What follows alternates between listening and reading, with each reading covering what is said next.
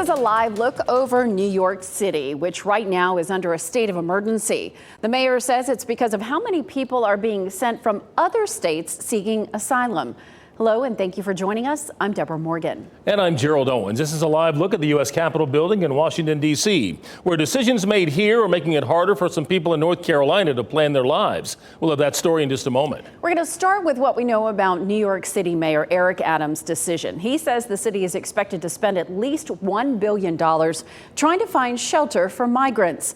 The mayor says other states have sent more than 17,000 people seeking asylum from the southern border since April of this year.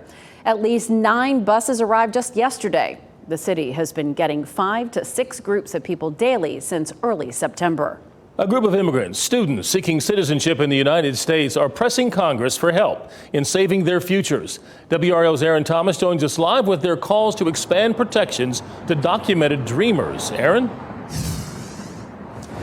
Yeah, Gerald, so documented dreamers were brought to the United States at a very young age, and the problem here is that they're still waiting for full legal status. Many of them are worried about the time that they turn 21, they'll have to self-deport, but those we talk with say they much rather stay in places like the Triangle for job opportunities to finish out their education. At 18 years old, University of South Carolina student Fedora Castellino has dreams for her future. I really wanted to join the U.S. Army, specifically the Corps of Engineers. She grew up in Apex and moved from India at 6 months old. America is where the American dream is. My parents had such a big future, a vision that they had to live in America, which is one of the biggest reasons we did move to America. But the American dream feels unattainable due to her immigration status. I can't work, I can't get loans, I can't get scholarships. Every one of us in some way, shape, or form want to give back to our country. She shared her story today with Congresswoman Deborah Ross, who represents the congressional district Castellino grew up in. When I started to talk to my colleagues about this in Congress, the U.S. representative supports legislation reforming the current system for documented dreamers. These are people who are in the United States legally, but are dependents under their parents' work visas. but because our visa system is broken, when they turn 21, they're no longer legally here.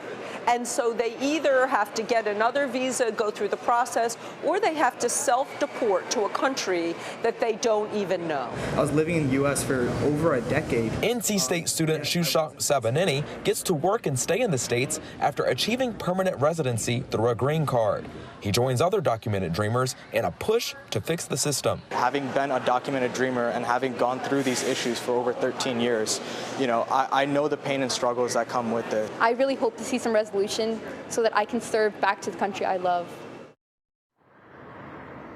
Now, the latest bill passed in U.S. House, but it still needs support from 10 GOP senators in the U.S. Senate, but this likely won't be taken up until after the midterm elections. Gerald?